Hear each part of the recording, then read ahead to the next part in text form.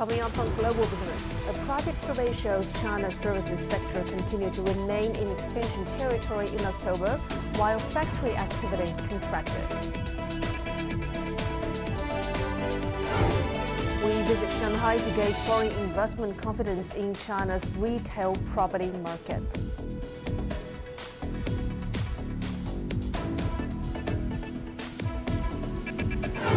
And on the final day of the 2023 World Youth Development Forum, green development is in the spotlight. From CGTN headquarters here in Beijing, this is Global Business. I'm Lily Lu. We begin our show with China's manufacturing activity, which unexpectedly contracted in October. The Caixin manufacturing PMI fell by 1.1 points from September's reading to 49.5 in October.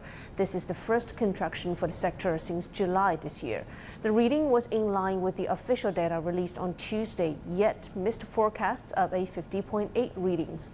Analysts say that weak overseas demand was weighing on the sector, despite the manufacturing new orders index staying in expansion territory for the third straight month. Zhejiang Province is poised to embrace new industrialization and speed up the development of world-class advanced manufacturing clusters. The announcement was made last week during a provincial conference focused on promoting new industrialization. Take a look. The expediting of Zhejiang's new industrialization agenda was proposed, with a particular emphasis on building 8 major advanced manufacturing clusters, including new energy vehicles and integrated circuits. As a core part of Zhejiang's new energy vehicle industry cluster, Ningbo's Qianwan New Area has attracted the 10 car brands and more than 100 companies producing essential components for new energy vehicles, laying the foundation for the area to advance new industrialization. We will emphasize the role of leading enterprises, strengthen platform support, promoting innovation-driven development, and focus on comprehensive integration, all with the aim of transforming Qianwan New Area into a leading domestic base for the new energy vehicle industry. On Monday, the smart automotive industry platform of the Qianwan New Area was recognized as Zhejiang's first new industry platform that meets the criteria of spanning an area of nearly 700 hectares and generating an output of over 100 billion yuan. This recognition comes after 4 years of dedicated cultivation. As a top-tier industry platform, it will move faster to realize new industrialization in the smart automotive industry by aggregating high-quality resources for innovation, supported and guided by government policies. Our goal is to establish an entire smart automotive industry chain that integrates research, development, design, production, auto parts making, testing, and talent development. Building advanced manufacturing clusters is pivotal in Zhejiang's strategy for advancing the new industrialization. Focusing on 8 major manufacturing clusters, Zhejiang aims to establish a 3-tier guarantee system at the provincial, municipal, and county levels. This system will help channel more resources to the clusters, and a dedicated fund of 60 billion yuan has already been established to be strategically invested in sectors essential to developing these industrial clusters. The key to the development of a high-quality industrial cluster lies in the leading companies along the industrial chain, which ensure the implementation of Zhejiang's new industrialization within these clusters. Zhejiang's plan is to achieve significant progress in pursuing new industrialization by 2027. It aims to establish at least 6 national advanced manufacturing clusters, expecting to generate more than 12 trillion yuan in revenue from the designated 415X advanced manufacturing clusters.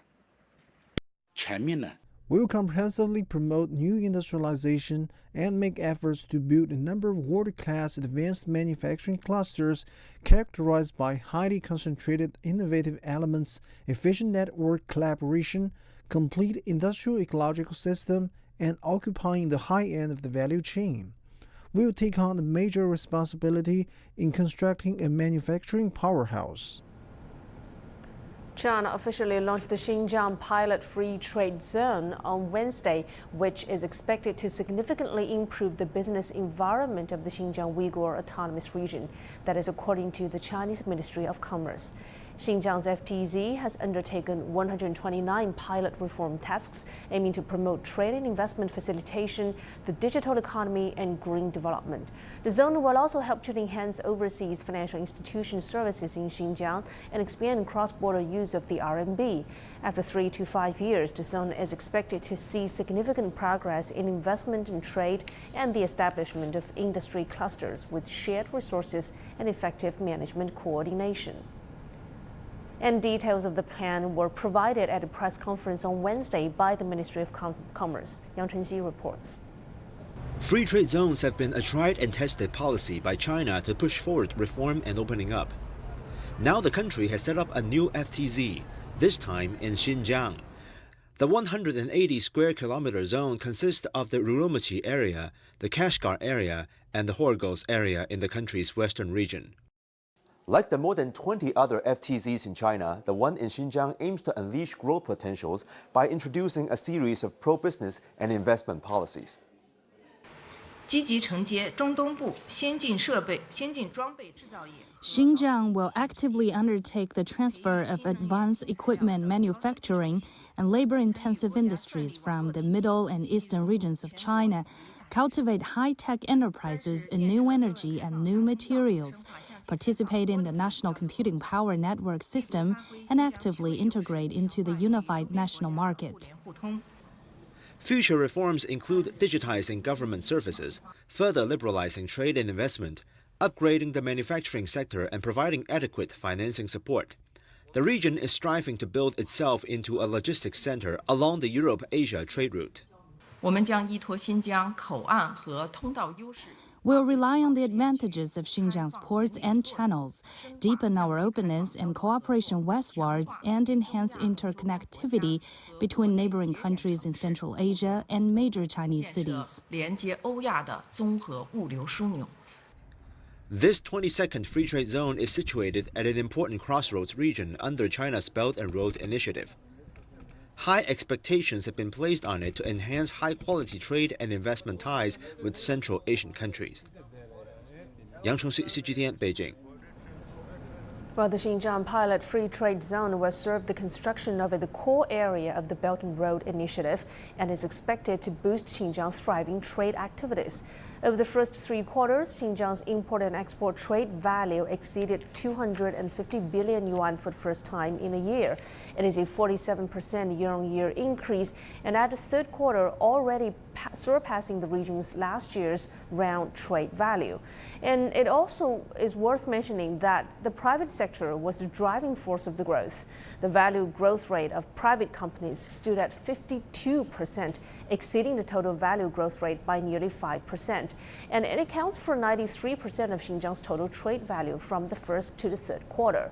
The Xinjiang FTZ will be the first in the northwest border region, while the other FTZs were placed in coastal and inland regions across the country, specializing in different areas like artificial intelligence in Shanghai, aviation in Sichuan, and quantum information in Anhui.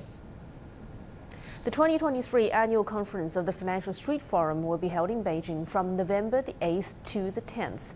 This year's theme is A Better China, A Better World, strengthening financial openness and cooperation to promote economic sharing and win-win. Over 400 high-profile guests from more than 30 countries and regions around the world have been invited to participate in discussions on financial topics. Liu Dongwei, Deputy Secretary of Xicheng District Committee and District Mayor, spoke about the overall preparations for the forum at a press conference. Take a listen. 本届论坛年会采取主论坛加平行论坛。 This year's forum will adopt an activity framework consisting of a main forum, parallel forums, and a fintech conference. A total of 42 events are planned, focusing on hot topics such as financial openness and cooperation, as well as financial technology innovation. The forum will also highlight 4 key points. First, the leading role of the National Financial Regulatory Center. Second, the internationalization of the forum. The invitations for guests from Belt and Road participating countries will also be expanded, with overseas sub-venues set up in Dubai, Hong Kong, and Singapore. Third, the pre-planning and on-the-ground transformation of achievements. Fourth, the 5th anniversary celebration of the FinTech New District. A comprehensive display of the pioneering achievements, several leading projects, and demonstration cases of the FinTech New District over the past 5 years will also be presented. At this year's World Youth Development Forum, the focus on green development has taken center stage, aligning with the United Nations Sustainable Development Goals. Our reporter Aaron Liu has more. As the world's largest developing nation, China has executed a range of strategies, measures, and initiatives to tackle climate and food crisis. At this year's World Youth Development Forum, experts emphasize that actively addressing global challenges is essential to garnering youth consensus. I think there's a lot of efforts that Generation Unlimited and many organizations around the world are trying to prepare young people for what we call a just and a green transition. So it is predicted that the new jobs in the green economy and the greening of existing jobs will still far outweigh the loss in those jobs from fossil fuel production. And we know that we have a serious climate change and environmental calamity ahead of us. Some foreign companies have also expressed their confidence in the Chinese market, which is evident in their investments aligned with China's carbon neutrality goals. Covestra, a global leading polymer company, announced that its first dedicated line for the mechanical recycling of polycarbonates started operations in Shanghai.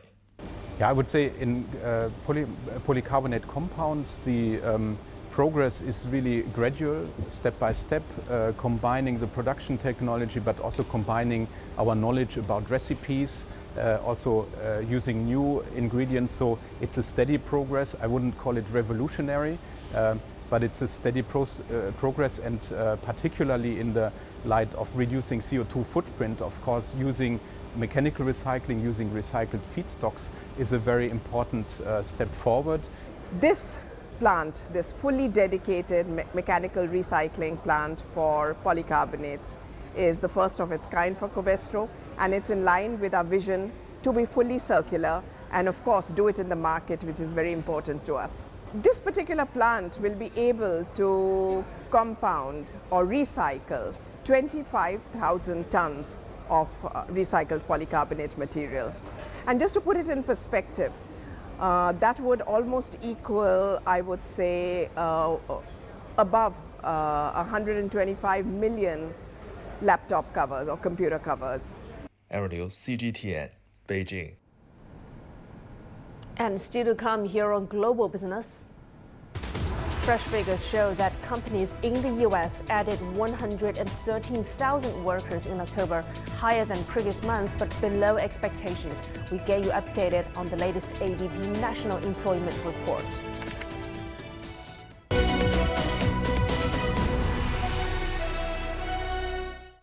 Join us in San Francisco on November 14th through 16th for the most influential meeting of the world's leaders and business executives in the Asia Pacific. The APEC CEO Summit 2023 will focus on creating economic opportunity. The summit will promote sustainability, inclusion, resilience, and innovation across the Asia Pacific. Don't miss your chance to be part of the conversation. Request your invitation at apecceosummit2023.com.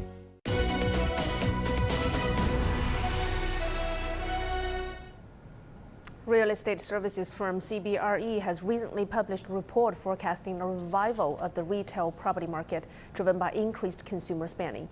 During the third quarter of this year, the demand for retail properties was still primarily led by the food and beverage sector, comprising nearly half of the leasing activity in China. Moreover, high-end international brands continue their expansion into the city. Our correspondent Zhang Shixuan visited a new project in the city to gain more insights into foreign investment confidence. With a construction area of around 430,000 square meters, this large-scale property project in Hongqiao by Ingka Centers Group is scheduled to open next year. It represents a total investment of more than 8 billion yuan, making it the single largest investment of the European company globally. Just last month, the company held a conference in Shanghai to promote their new property and attract renters. Shanghai is such a dynamic city with full of energy and innovative spirit. And Shanghai always provides a very diversified and inclusive business environment. So any great brand would love to have the presence in Shanghai. We observed a very resilient and a recovery economy.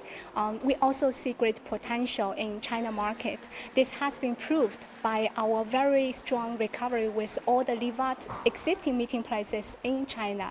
We're also grateful to see our local authorities constantly boost for consumption. All this to us is great opportunities. Ingaka Centers now has 8 existing projects in China, with a combined investment totaling 18 billion yuan.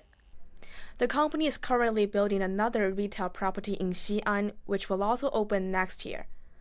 While this year has seen a reshuffle in the retail property market, experts say there's still room for growth. There is also a lot of gentrification happening in Shanghai city and in most cities because consumers have become more and more demanding regarding their environment of shopping. They no longer want to be in the old traditional box. They want to shop in an outdoor lifestyle environment. Right now, being a foreign investor, one of the advantages that you need to bring here will be your portfolio of brands, unique brands that you can carry. There is definitely a lot of growth still in this market, especially in unique deliveries, whether it's in the F&B, whether it's in the fitness, the sport, the luxury, the design. Obviously right now, with Shanghai and China being a laboratory of retail, there's so many different concepts here flourishing. Zeno points out that China has developed rapidly in terms of retail. Data from CBRE shows that leasing demand for retail properties in Shanghai continued to pick up in the third quarter of the year. Around 700,000 square meters of new retail space is expected to become available during the next 2 quarters. Zhang Shixuan, ICS for CGTN, Shanghai. Well, taking a trip across town in a flying car is happening sooner than you think. Chinese company EHang has demoed its unmanned airborne taxi in northern Spain. Our correspondent Ken Brown reports. What was once considered science fiction has now become a reality, and flying cars are ready for takeoff. China's EHang is the world's first company to create a certified airworthy passenger-carrying flying taxi. Here in Lleida, northern Spain, they've just opened their new European Operations Center, and there's a real buzz of excitement for what's ahead. My dream was to build a small plane I could fly myself, but it wasn't long before I fulfilled my dream. So what next? I wanted all people to experience this, so I turned it into an industry. This is not something that is out of reach. It's already here, and soon it will be part of everyone's life. EHang's EH216S is a potential game changer in urban mobility, but also in emergency situations and tourism too.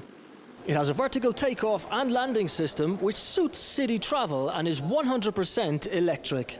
This 2-person aircraft is powered by 16 rotors and can fly over 30 kilometers for each journey, a milestone in aviation history.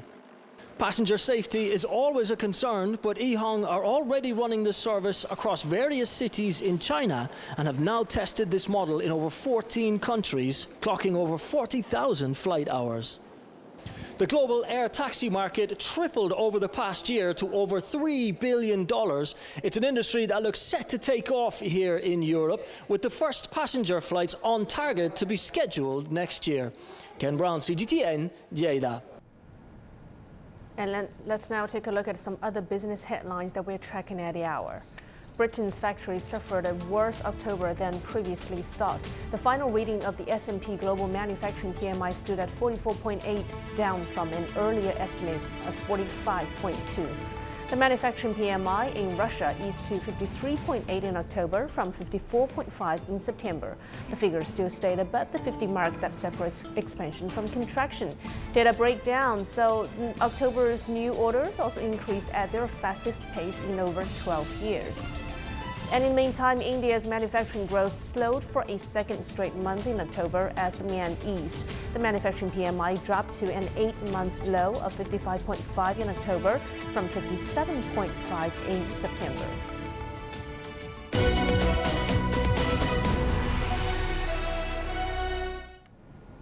Fresh data shows that U.S. private payrolls increased far less than expected in October.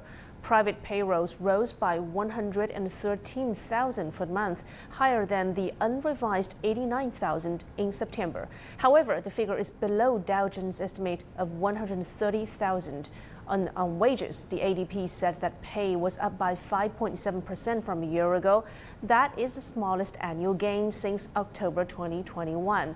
In the meantime, almost all of the jobs came from the services sector, with goods producers contributing just 6,000 towards the total.